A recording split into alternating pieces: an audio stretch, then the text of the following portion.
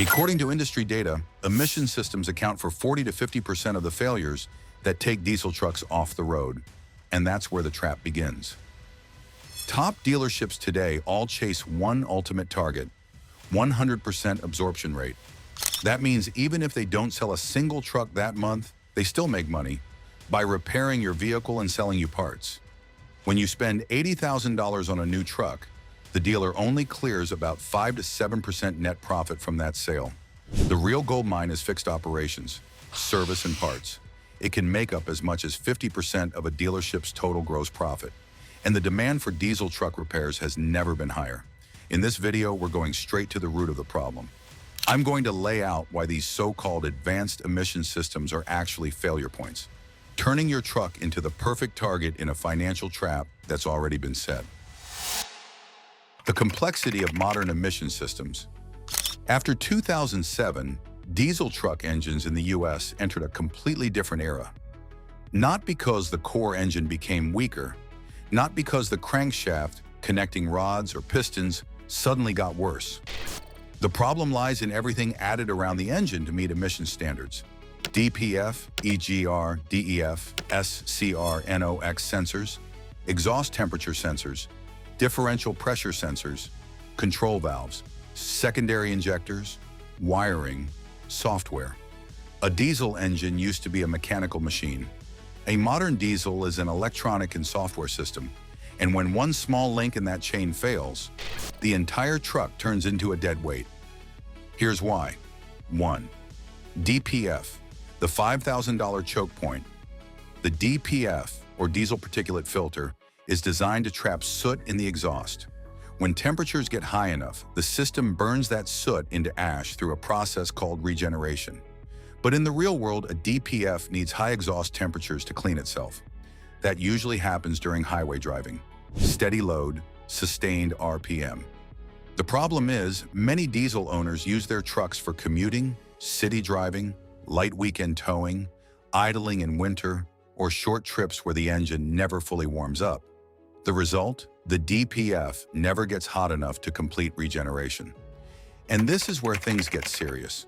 To clean the DPF, the engine computer, ECM, triggers a process called post-injection. During the exhaust stroke, extra diesel fuel is injected directly into the cylinder. The goal is for that fuel to pass into the exhaust, ignite, and burn off the soot inside the filter. But not all of that fuel makes it out.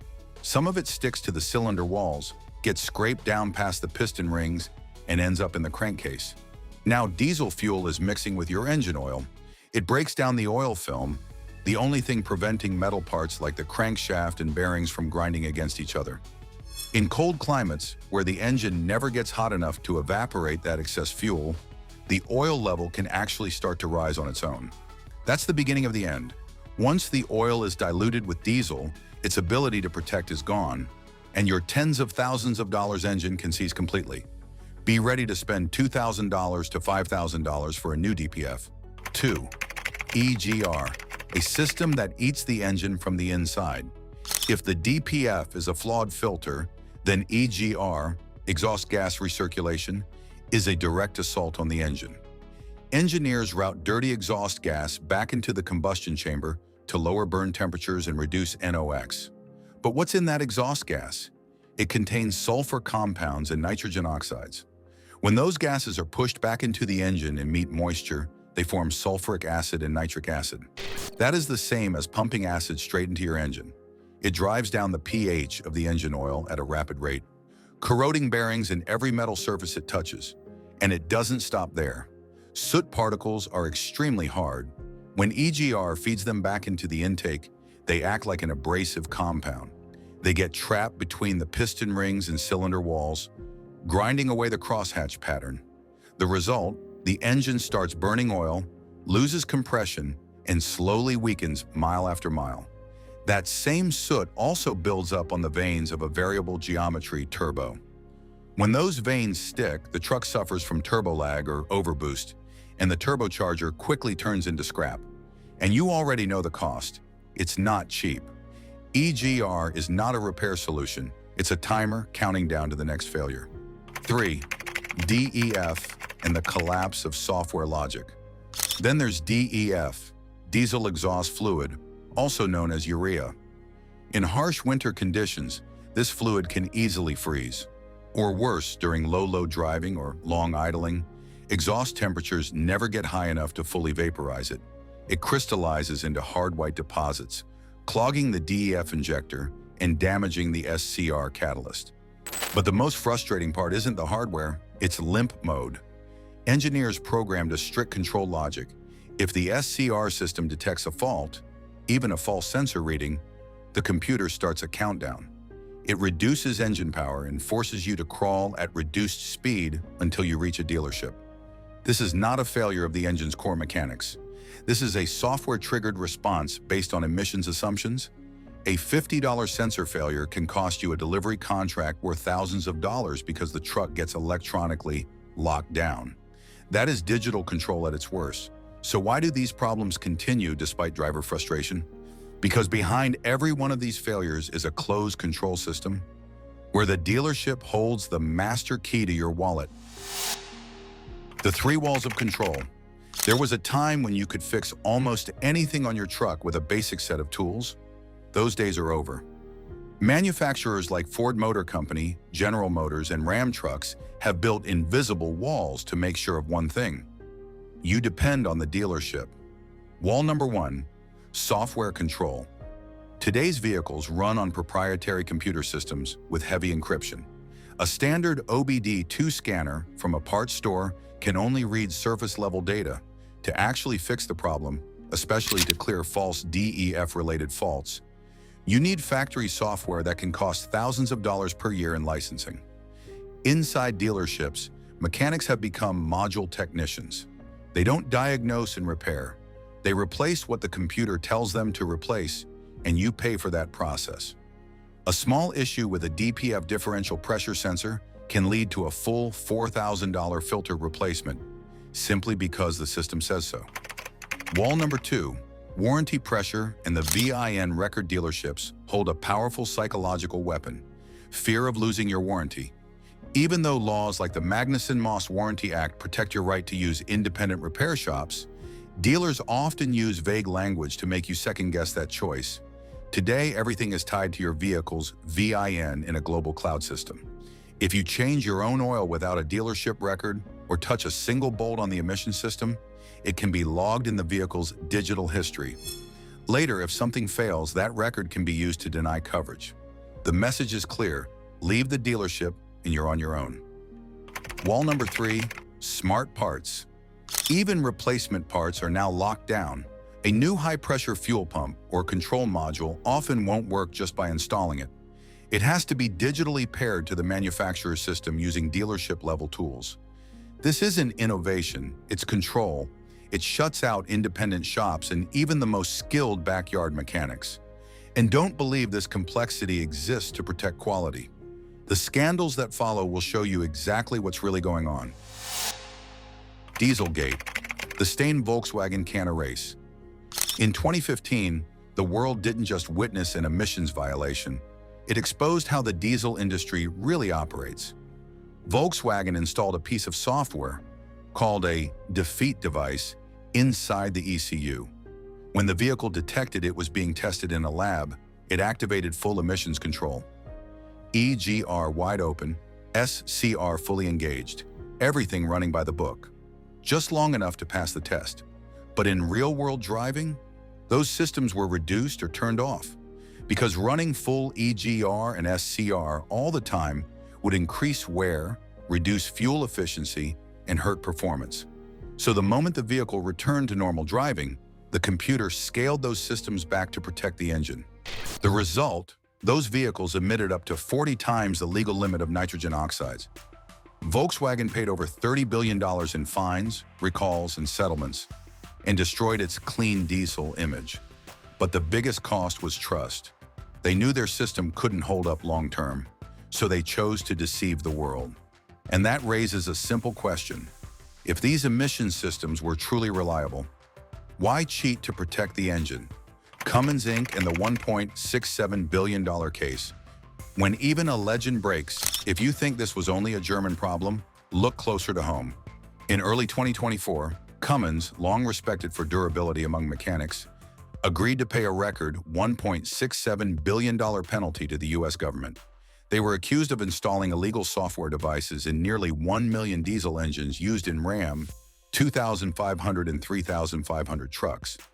The pattern was the same: software that allowed the engines to pass emissions tests but changed behavior during normal driving.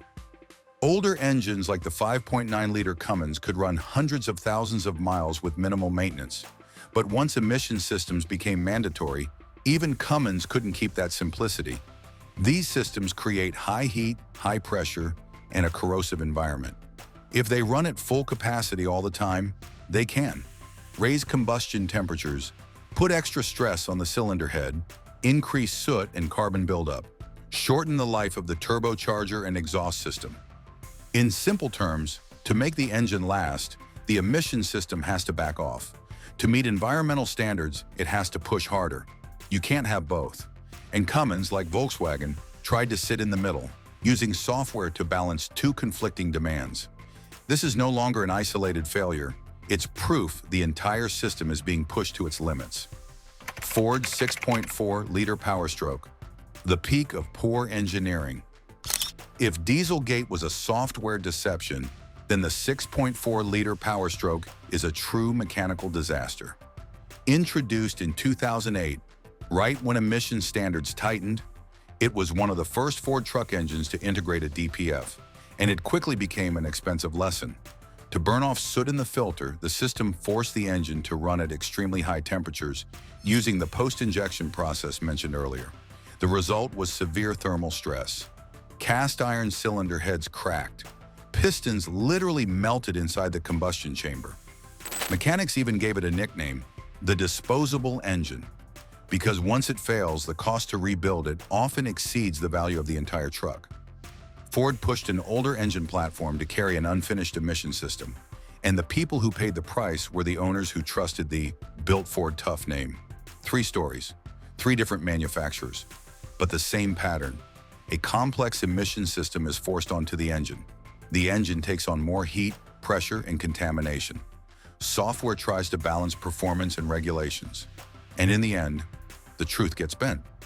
These are not isolated incidents. They are the natural result of trying to do 2 conflicting things: build a diesel engine that is powerful and durable, while also making it as clean as a laboratory. Everything becomes a trade-off. These scandals didn't just damage trust in automakers. They exposed a reality mechanics have known for years. Modern diesel engines are no longer built for durability. They are built to meet standards, pass tests, and survive inside a system controlled by service networks and software. And when a machine depends on software manipulation or sacrifices durability just to function, is there any way back to a true diesel engine in a simple, sustainable, and unregulated manner? The only way to save the engine. After seeing hundreds of engines slowly fail from their own emission systems, real diesel mechanics didn't sit back. They understood one thing: to protect the heart of the truck, you have to separate it from the digital layer. Delete, giving the engine its freedom back. At its core, a delete is not about racing or harming the environment. It is a form of mechanical self-defense. Heat is the enemy of metal. So the idea is to remove restrictions like the DPF and EGR that block exhaust flow. When the engine can breathe freely, exhaust gas temperatures can drop by 100 degrees Fahrenheit to 200 degrees Fahrenheit. Lower heat means longer life for the cylinder head, piston rings, and turbo, sometimes by hundreds of thousands of miles. On the software side, the fuel mapping is recalibrated. No more harmful post-injection events during the exhaust stroke to burn the DPF. No more diesel fuel diluting the engine oil. The combustion cycle becomes cleaner and more efficient inside the cylinder. The result? The truck runs stronger, fuel economy improves by 2 to 4 miles per gallon, and most importantly, reduced back pressure takes stress off the turbo. Why do mechanics do this? Step into the garage of an experienced diesel technician, and you'll often find their personal trucks already deleted. They do it because they don't want to be stranded by a failed NOx sensor, a crystallized DEF injector, or a clogged DPF in the middle of winter. But this needs to be clear. For vehicles driven on public roads in areas with emissions regulations, removing or disabling emission systems is illegal. It can cause the vehicle to fail inspection, lead to fines, void warranties, and create legal problems. This is not advice to break the law. This is an explanation of why many mechanics have lost trust in modern diesel systems. Because if the only way to make an engine run cooler, keep the oil clean, prevent clogging, and improve reliability is to remove the very systems added after 2007, then the problem is not the engine itself. The problem is the system that turned a durable working machine into a victim of sensors, chemicals, and software. And that's why smart buyers don't just ask, "How powerful is this diesel?" They'll ask, "What's the smartest way to avoid this trap from the start?" Mechanics advice: if you're about to spend money on your next diesel truck, remember this. The problem with modern diesel isn't the engine block. It's everything added around it. That's why the smartest move today is to look at pre-emissions trucks. Vehicles built before 2007. Engines like the Cummins 5.9-liter 24-valve or the Duramax LBZ represent the last generation of true mechanical diesels. No DPF to clog, no DEF to freeze, no proprietary software locking down your truck. A well-maintained older truck with 200,000 miles can still run another 300,000 miles, with operating costs that are only a fraction of today's failure-prone machines. If you must buy a newer truck for work, then plan ahead. Treat emissions system maintenance as a required cost, not a surprise. Don't wait until the truck breaks down to realize it. Set aside a dedicated reserve fund to handle emissions-related repairs once the warranty expires. That's the price of modern diesel. The world is changing, and people who still value real mechanical reliability are becoming rare. The industry would rather you forget how to hold a wrench and become a passive consumer. But that doesn't have to happen. Subscribe and turn on notifications, and stay in control of your machine.